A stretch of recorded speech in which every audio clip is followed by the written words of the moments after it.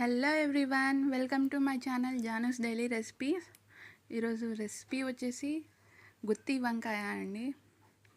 Start చేసేద్దాం. ఇప్పుడు first ఇవన్నీ కలిపి ఒక పేస్ట్ చేసుకోవాలి. ఎండు కొబ్బరి, పల్లీలు, అల్లం వెల్లుల్లి, జీలకర్ర, కొత్తిమీర, చింతపండు, అలాగే కొంచెం బెల్లం. చింతపండు పులుపు కోసం కొంచెం బ్యాలెన్స్ చేయడానికి, అలాగే ఉప్పు, కారం, కొంచెం గరం మసాలా. ఇదిగోండి గరం మసాలా కొంచెం, ఇంకా అంతే అండి. వేరే మసాలాలు ఏమి వేసే అవసరం లేదు. వాటర్ వేయకూడదండి, అందుకే నేను కొంచెం ఆయిల్ వేసి ఒక ఆనియన్ వేసి మిక్సీ వేసుకుంటున్నాను. వాటర్ అస్సలు వేయకండి, కొంచెం ఇలా గట్టిగా ఉండాలి. చూసారా, ఇలా గట్టిగా ఉంటే స్టఫ్ చేయడానికి బాగుంటుంది.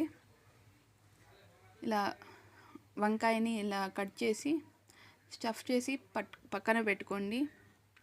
గట్టిగా ఉంటే ఇలా నిలబడుతుంది స్టఫింగ్ అనేది, లేదంటే లిక్విడ్గా ఉంటే ఉండదన్నమాట. బాగుంటుంది కూడా స్టఫింగ్ అలా ఉన్నప్పుడు కూడా లోపలంతా. అందుకే ఇది కుక్కర్లో చేస్తున్నాను నేను. అందుకే ఒక కుక్కర్లో ఆయిల్ వేసి బాగా వేడి అయ్యాక జీలకర్ర అలాగే ఆనియన్స్ వేసి కొంచెం ఒక 1 minute వరకు వేయిస్తున్నాను నేను దీన్ని. ఇప్పుడు టొమాటో వేసాను. ఒకటే టొమాటో అండి, ఆల్మోస్ట్ 1.5 ఉంటుంది అంతే. వేసి కొంచెం పసుపు, అలాగే దీనికి సరిపడా ఉప్పు, అంటే ఆనియన్స్కి టొమాటోస్కి సరిపడేంత ఉప్పు వేసాను. ఎక్కువ వేయలేదు, ఎందుకంటే దాంట్లో పేస్ట్లో కూడా వేసినాం కాబట్టి నేను ఉప్పు దీనికి తగినంతనే వేసాను నేను. కొంచెం అలా కలుపుతూ వేయించుకోండి. ఇప్పుడు స్టఫ్ చేసిన వంకాయలు వేసేసి కొంచెం దాన్ని బాగా కలుపుతూ ఉండాలి. ఒక 2 minutes వరకు దాన్ని కొంచెం బాగా వేగనివ్వండి. ఒక 2 minutes అంతే, ఎందుకంటే కుక్కర్లో చేస్తున్నాం కాబట్టి విజిల్ వస్తుంది కాబట్టి ఒక 2 minutes అలా కలిపి, తర్వాత మిగిలిన పేస్ట్ ఉంటుంది కదా, దాన్ని మనం ఏదైతే పేస్ట్ చేసి ఉంటామో మిగిలి ఉంటుంది కదా, అదే పేస్ట్ వేసి, అలాగే తగినంత వాటర్, మీకు ఏ కన్సిస్టెన్సీ కావాలంటే అంత వాటర్ వేసుకొని కలుపుకోండి.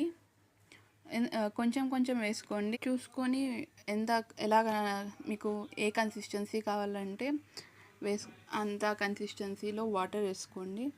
ఒకేసారి వాటర్ వేయడం వల్ల ఎక్కువ లిక్విడ్ అయిపోతుంది కాబట్టి చూసుకోండి, కొంచెం కొంచెం వేయండి.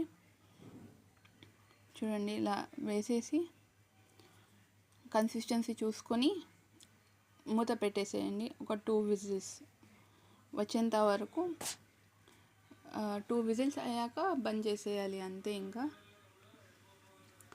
దీన్ని మీరు రొట్టెలో తీసుకోవచ్చు.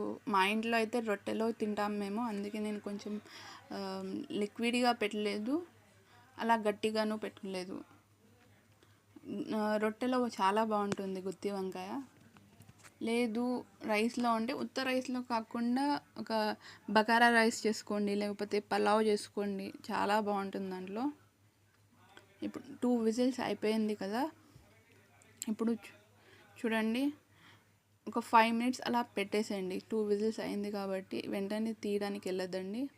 చూడండి, విజిల్ ఎప్పుడైనా కానీ చూసేటప్పుడు పైన విజిల్ వస్తుందా లేదో చూసుకొని తీయండి. చూడండి, ఇప్పుడు రావట్లేదు కాబట్టి ఓకే, ఇప్పుడు తీయచ్చు. వెంటనే తీస్తే వచ్చేస్తుంది అన్నమాట మొహానికి. సో తెలియని వాళ్ళు కొంచెం చూసుకొని కుక్కర్ తీయండి. చూడండి ఏ కన్సిస్టెన్సీ. ఇప్పుడు మీరు ఇంకా మీకు గట్టిగా ఉంది అన్నప్పుడు కొంచెం వాటర్ వేసుకోవచ్చు, కానీ నాకు ఓకే, ఈ కన్సిస్టెన్సీ నాకు ఓకే.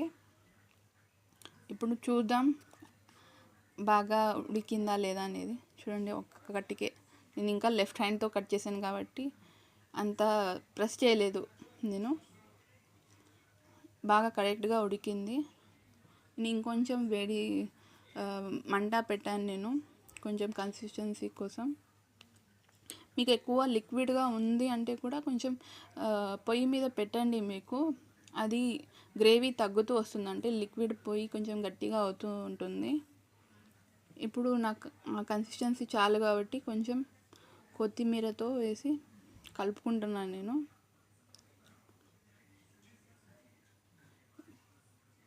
వంకాయలు ఉడికింటాయి కాబట్టి కొంచెం చూసుకొని కలపండి, మీరు ఒకేసారిగా గట్టిగా కలిపేస్తే మ్యాష్ అయిపోతాయి అవి. అందుకే నేను కొంచెం చూసుకొని కలుపుతున్నాను నేను. ఇప్పుడు సర్వ్ చేసుకుందాం. చూడండి, వంకాయ అలాగే ఉంది, బాగా ఉడికింది, అలా అని మ్యాష్ అవ్వలేదు, కరెక్ట్ పర్ఫెక్ట్గా కుక్ అయింది. చూడండి ఎంత బాగుందో, చూస్తేనే నోరూరుతుంది కదా. ట్రై చేయండి మీరు కూడా, చాలా బాగుంటుంది ఇది. ఇది మా రిలేటివ్స్లో మా అక్క రెసిపీ అండి ఇది.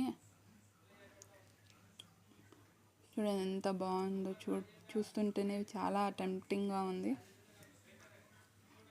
ఈ థిక్నెస్ నాకు రొట్టెలో తింటున్నాను కాబట్టి ఈ థిక్నెస్ నాకు సరిపోయింది. ట్రై చేయండి మీరు కూడా మీ ఇంట్లో.